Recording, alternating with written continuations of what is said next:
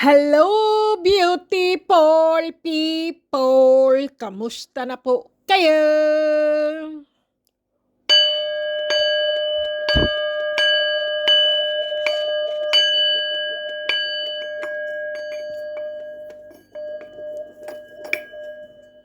Yan po, pantawag po ng swerte, beautiful people.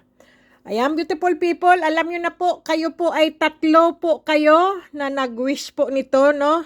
Sabi nyo po, sa Lunes ko po ipapadala ito. Ito po yung sabi nyo po ay ang bulalakaw po. Yan po ay mutya. Ito po ay bulalakaw. Yan po ang sabi nyo. At ito naman po ang trabongko. At ito naman po ang mutya ng tubig. Bato-omo po. Yung bato-omo ko po para po silang mga glands. Pero ewan ko po kung dumating po sa inyo parang hindi glands po. Glands po sila kasi po may mga ano po kasi. Mga ilaw-ilaw po ba? Akala mo'y ano po, glands. Pero basta po malinis naman po yan. Tapos po, tungka beans, beautiful people. Ayan po, ang tungka beans. Ayan. Ito po ang sabi nyo po sa isa kong subscriber. Sa isang subscriber ko naman, tungka beans, at trabongko, bato-omo, at mutya ng gabi, at mutya ng tubig. At ito naman po ay black omo po, mutya ng tubig, mutya ng gabi, at syempre ito po, tungka beans. Pampaswerte po lahat yan, beautiful people. Tapos po, extra pa po, mayroon po kayong kulay green na supot po. Para ang pampaswerte nyo po, ilagay nyo lang po sa green na supot po, no? Para daladalahin nyo po sa bag, sa bulsa, meron na po kayong pampaswerte po. Kasi po, swerte po ang green na mabilis po kumuha at humatak o mag-ano po ang kulay green na pagka sa pera po at saka sa negosyo po, no? Diyan nyo po ilalagay ang inyong mga mutya, beautiful people. Daladalahin nyo lang po. Pero, beautiful people, sabi ko po palagi, kapag po kayo ay mayroong mga pampaswerte po, ay ilagay nyo po dito, sandali lang beautiful people, no? Lagay nyo dyan. Dala-dala. Ang bato-omo, beautiful people, ay ano po yan, protection po yan sa pangsarili nyo po ba? Alam nyo po ang protection po, halimbawa po, baka mayroong taong manloko sa inyo o mang-scam sa inyo, hindi po kayo tatablan ng mga scam. Halimbawa po ay may mga naglilibak sa inyo o kaya po yung masasama, mangkukulam, mambabarang, o kung ano-ano pong mga, ano ba tawag doon? Balis! Yung babalisin yung mga ano nyo, mayroon ko yung ano niyaan. Bato-omo po, mga pang-protection po yan. Malakas po ang black omo, beautiful people, no? Tapos mayroon kayong tungka beans. Yan po ay malakas magbigay at manghatak po yan at magmagnet ng swerte. Ang gabi naman, beautiful people, ang mutya ng gabi po. Bakit lumalabo tong aking kamera pala? Nanlalabo ba yung aking kamera o yung mata ko malabo? Ay maganda po yan, ibinababad po lang sa tubig po yan. Ang mutya ng gabi, beautiful people, ay binababad po ito sa, nanlalabo pala yung mata ko o yung aking kamera. Binababad po ito sa tubig po. Ito po ay kung masakit po ang inyong balakang, ang inyong balikat, tadyang, tuhod, talampakan, o ano pa ba? Basta likod nyo po masasakit, beautiful people. Ang mutya ng gabing ito po ay binababad lang po yan siya sa tubig at saka yung pinagbabaran po niya na isang basong tubig na malinis po, yun ang lagi nyo pong iinumin. Yung tubig po, hindi po ito. Puro kayo kalokohan din eh.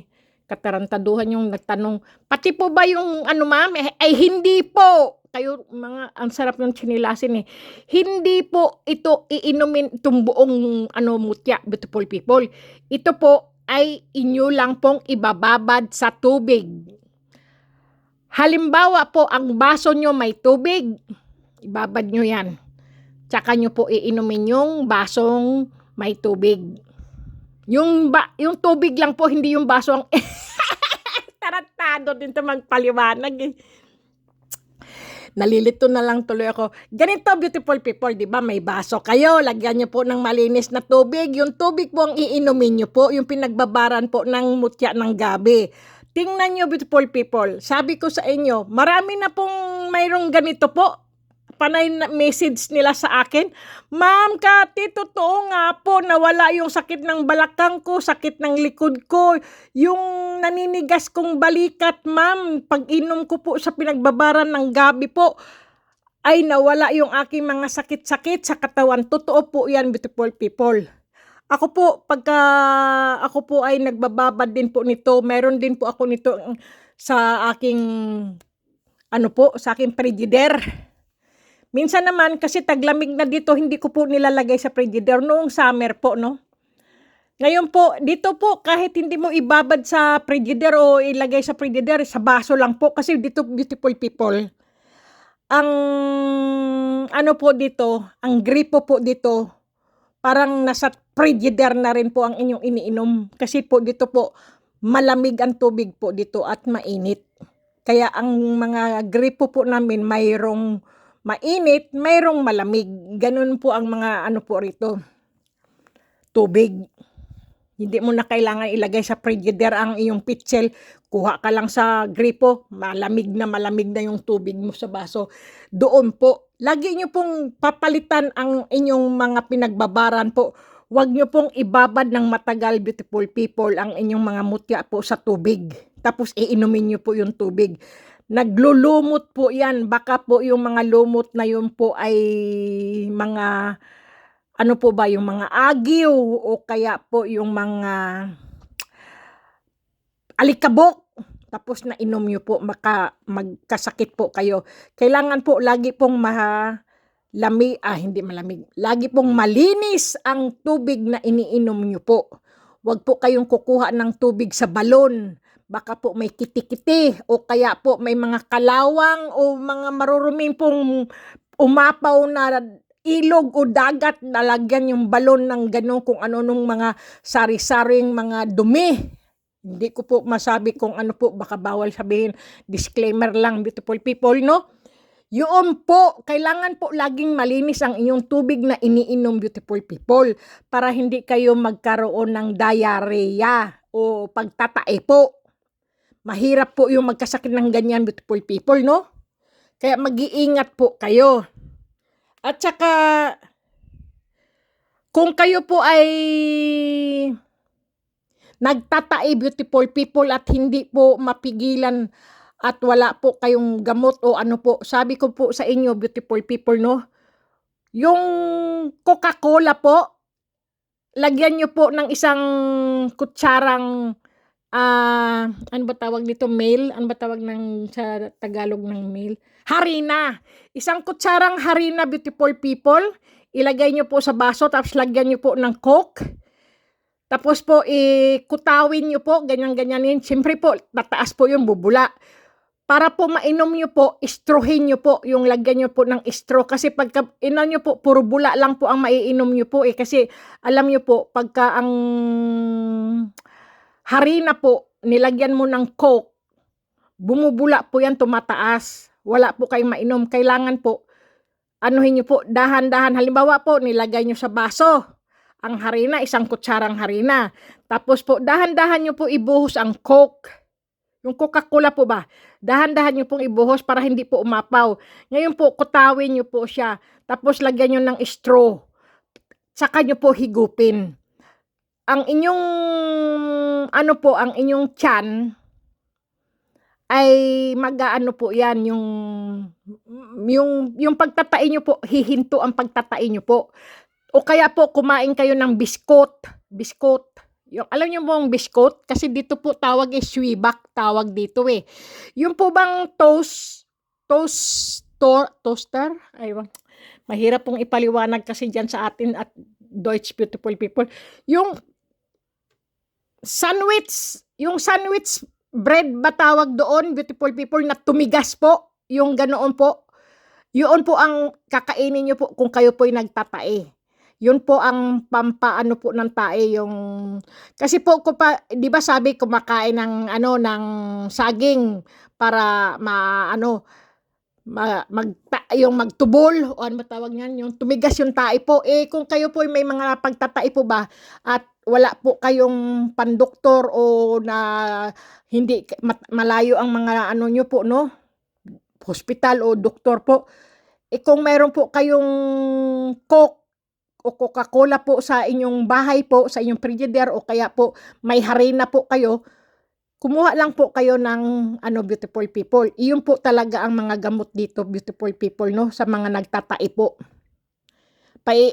Uminom lang po ng isang kutsarang harina sa baso nyo, ilagay, tapos lagyan nyo ng Coca-Cola, inumin nyo po. Kaya po, kung mayroon po kayong solete, aywan ko po ano tawag solete dyan sa inyo beautiful people, kung saan man kayo, minsan may solete po ako ipapakita.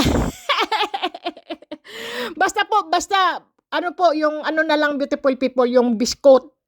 Yung po bang, meron ba ako dito? Alam niyo po, di ba, yung sandwich bread po na tumigas, yung parang nilagay nyo sa toaster, tapos po siya, para siyang yun po ang kainin nyo, beautiful people, pang po yun, pampatigas po ng po yun, yung pagtatai po, paghinto. Pagka naman po kayo ay laging nagsusuka naman, beautiful people, no? Yung pagsusuka nyo, hindi mapigil-pigil. Sumusuka po kayo, patabi-tabi lang sa mga kumakain o kaya po sa mga disclaimer po. Pagka po kayo ay suka po kayo ng suka at hindi po mapigil ang pagsusuka nyo, puro tubig na po, baka maubusan kayo ng tubig, beautiful people, no?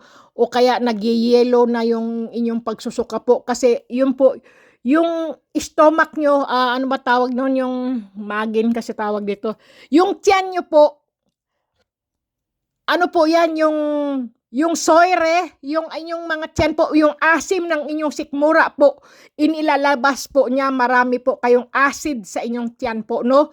Ang gawin nyo, beautiful people, kung meron po kayong tsaa, ang tsaang iyon, beautiful people, ang magpapahinto sa pagsusukan nyo po, ay po, yung peppermint po.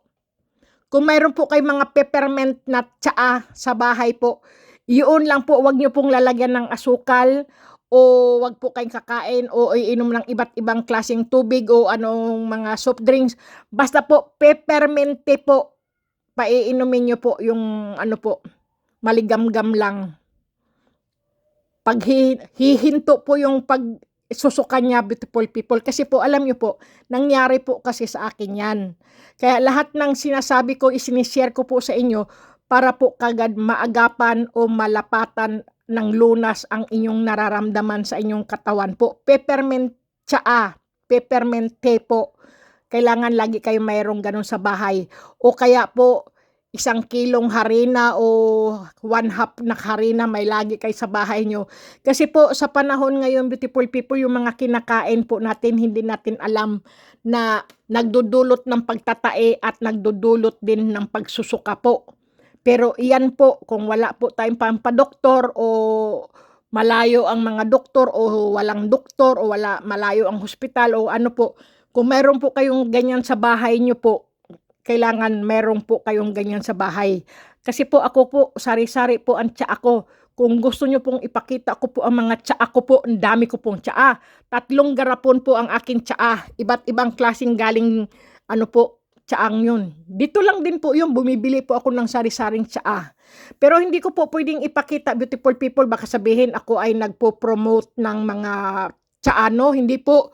Basta po, disclaimer lang at saka baka bawal po ipakita yung mga tsaa-tsaa po, no? Basta po, mayroon ka lang pong tsaa sa bahay mo po na pepermente, yan po ang panglaban sa pagsusuka, beautiful people, para tumigil ang pagsusuka.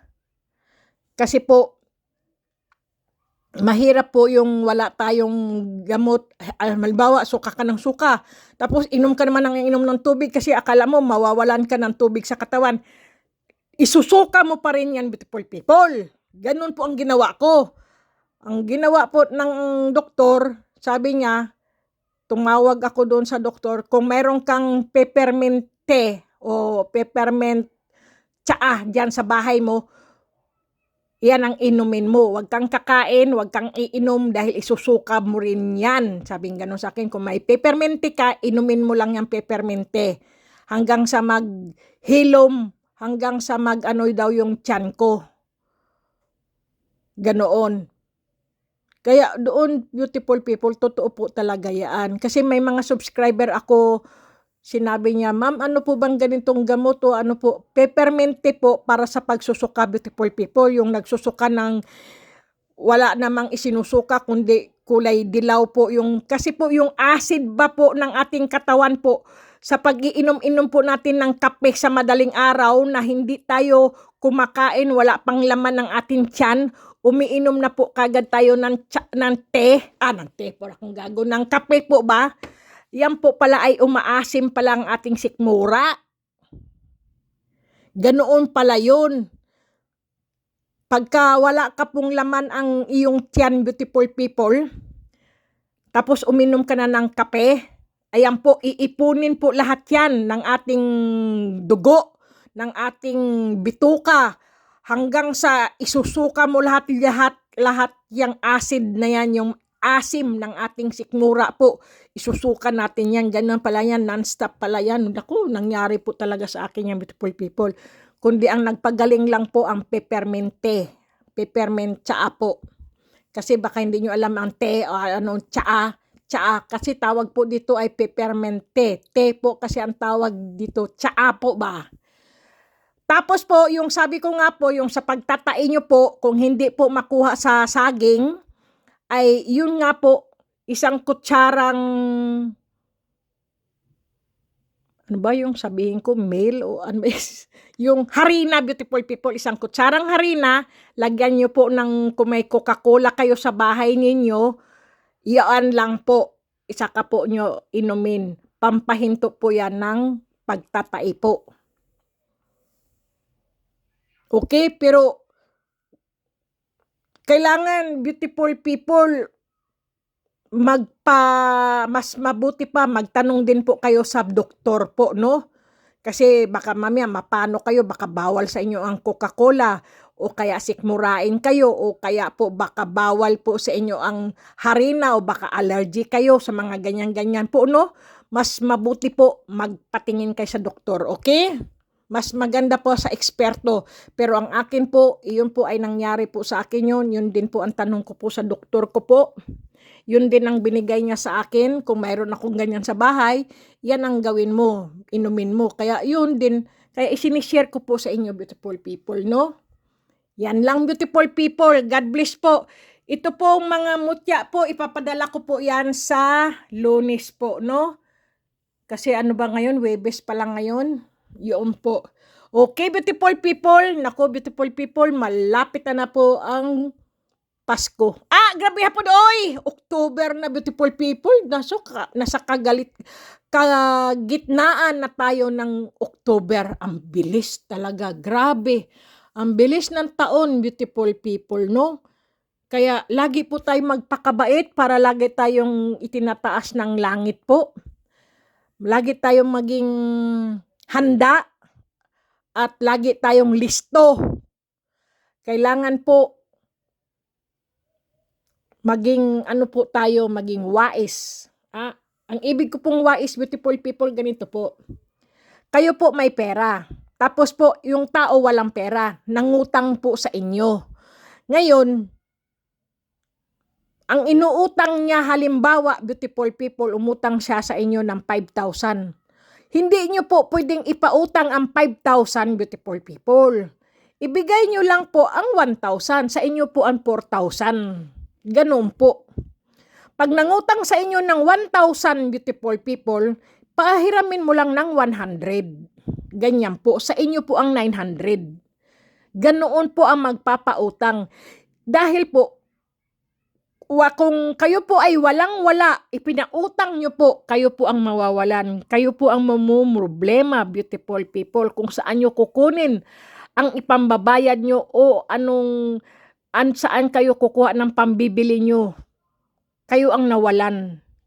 Ang umutang, yun ang may pera. Pero yung inutangan, ang nawalan ng pera. Kaya maging wais talaga, beautiful people. Totoo po yung sinasabi ko, beautiful people, no? Ang mga nangungutang, sila pa ang galit pagka sinisingil. Totoo po yan, beautiful people. Kayo pa ang nahihiyang maningil. Ganun po kasi. Kaya, maging mautak, maging wais sa panahon ngayon, beautiful people, taghirap na po. Pero sa 2024, mabilis po kumita ng pera, mabilis po ang pera, mabilis po, kumbaga po ba, napakaswerte po sa kapirahan at sa negosyo po ang 2024, beautiful people. Kung ikaw ay masipag, kung ikaw ay wais, at kung ikaw ay hindi tamad, yayaman ka po. Marami pong yayaman sa 2024, beautiful people. Kung ikaw po ay marunong humawak ng pera. Halimbawa, beautiful people, ngayon po, umpisahan mo na po, October ngayon, umpisahan mo na po maglagay po ng bowl. Yung bowl, beautiful people, na may bigas, na may mga chocolate, may mga dalandan, o kaya po may mga itlog. Ang akin po ay gawa na pero hindi ko po pinapakita sa inyo, beautiful people, kasi alam nyo po ngayon, kailangan po ang pagsalubong po ng 2024, beautiful people, hanggat maaga po, hindi nyo po hihintayin pagka po nagpalit ng bagong taon saka ka po gagawa ng mga ganyan. Hindi po. Ngayong October, beautiful people, gawin nyo na po. Totoo po yan. Ilagay nyo po sa altar o kaya po ilagay nyo po sa inyong lamesa sa hapagkainan po. Huwag nyo pong lalagyan ng pera ang inyong bowl na pampaswerte po at panghatak ng swerte, panghatak ng pera po, no? Pagka po may pera nilagyan nyo ng mga coins, ay ilagay nyo lang po sa sala. Huwag nyo pong ilagay sa hapagkainan po kung nilagyan nyo po ng mga barya o pera po, no? Yung sabi ko lang po, 13 na itlog. Tapos po, 3 mga chocolate, ganyan po. O 5, o 7, o 9. Dalandan, beautiful people, pwede rin 13, pwede 3, pwede 7, pwede 5, pwede 1. Wag yung partner, beautiful people. Wag yung 2, 4, 6, 8, walang po. Lagi pong walang partner po. Para po, ang swerte po ay sobra-sobra. Ganoon. Kaya lang po, saka ko po ipapakita sa inyo yung bowl ko po. Unahin nyo po, bigas sa bowl. Tapos po, itlog. 13 itlog. Lagi pong sobra, wag po yung 12. Kasi 12, every year yun. 1 month, 2 months, 3 months. Yung po bang January, February, ganyan po, no? Lagyan nyo po, yun po ang magbibigay sa inyo po ng swerte, beautiful people. Totoo po yun. Humahatak na po. Papunta pa lang po kayo sa 2024 po. Ay ano nyo na po, kinakabig nyo na po ang swerte papunta po sa 2024. Ganoon po yung ibig sabihin po. Hanggat maaga, beautiful people, mas maganda. Huwag nyo pong gawin ng November, masama. Ewan ko lang po sa inyo kung nasa inyo po yun. Kasi po pag November ay ano po yun basta hindi ko po sabihin. Maganda po itong October, yun po talaga nagbibigay swerte po, no? Yung chocolate beautiful people, yung bilog-bilog, yun po ang gawin niyo po, ilagay niyo po sa inyong yung bowl niyo po na may bigas, na may mga chocolate, may mga dalandan, may itlog, ganyan beautiful people. Ilagay niyo po. Ilagay niyo po sa altar o kaya po sa hapagkainan po o kaya po diyan sa sala kung nilalagyan niyo po ng pera po, barya-barya po, no? Kaya lang po bigas po kasi yan eh. Hindi po dapat ilagay sa ano po eh, ng pera. Ewan ko lang po yung iba po kasi nilalagay ng pera po, pero bahala kayo beautiful people. Kasi po pagdating po sa mga December po, pwede niyo po yang isaing din ng bigas beautiful people. Pwede na rin yung lutuin ang itlog pag December at pwede niyo rin po kainin ang dalandan. Ang chocolate po, pwede niyo ipamigay sa mga bata, ganun po ang mga dalandan. Ganoon beautiful people, para swertihin po kayo, ilaga niyo po yung itlog. Ngayon po, ipamigay niyo po ang itlog para swertihin po yung ibang mabigyan at swertihin din ang buo yung pamilya, beautiful people. Ganoon po yun. Para lagi tayong maswerte. Mas maganda po kasi lagi tayong siniswerte, beautiful people eh. Sige na beautiful people, ang haba na pala ng video ko. God bless beautiful people, ingat po kayo. Lagi po tayong swertehin at good luck beautiful people. Kumain pa rin ng wasto, matulog ng husto beautiful people. At syempre lagi pong maghugas ng mga kamay. At lagi po tayong magdasal sa Panginoon Diyos po. At gabayan po tayo at proteksyonan po tayo ng mga anghel. Okay beautiful people, God bless beautiful people, ingat.